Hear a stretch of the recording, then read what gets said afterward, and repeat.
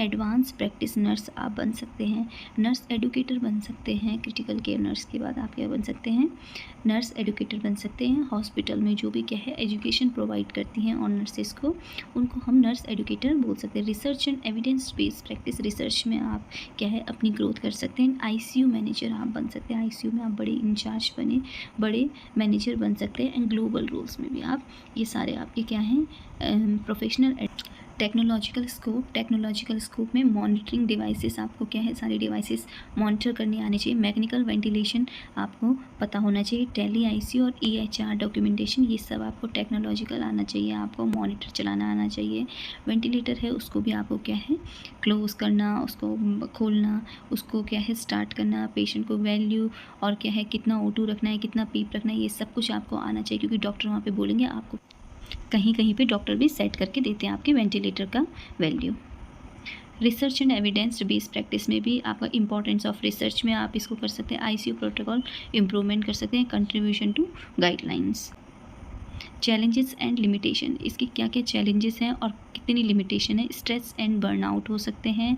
Continuous training need, इसमें क्या है आपका क्रिटिकल केयर नर्सिंग में कंटिन्यूस ट्रेनिंग की ज़रूरत पड़ती है। एथिकल डिलेमास आपका हो सकते हैं। नर्स पेशेंट रेशियो इशू आपका हो सकता है। ये सारी प्रॉब्लम्स आपकी हो सकती है। कहीं कहीं पे पेशेंट बहुत ज़्यादा रहते हैं, नर्स कम हो जाती है, तो उस रेशियो में क्या है बहुत ज़्यादा मिसमैच हो जाता है और पेशेंट को क्या है नर्सेस सही से देख नहीं पाते। कहीं कहीं पे अपने ही मोरल, अपने ही वैल्यूज़ जो होते हैं, और ये सारी प्रॉब्लम्स आपकी क्या है होती हैं। और अगर आपको बहुत टाइम से छूट गया बीच में, तो आपकी अगर कंटिन्यूस ट्रेनिंग नहीं है तो भी आपको क्या है बहुत सारे चैलेंजेस का सामना आपको करना पड़ता है। ये सारी आपकी चैलेंजेस एंड लिमिटेशंस हैं।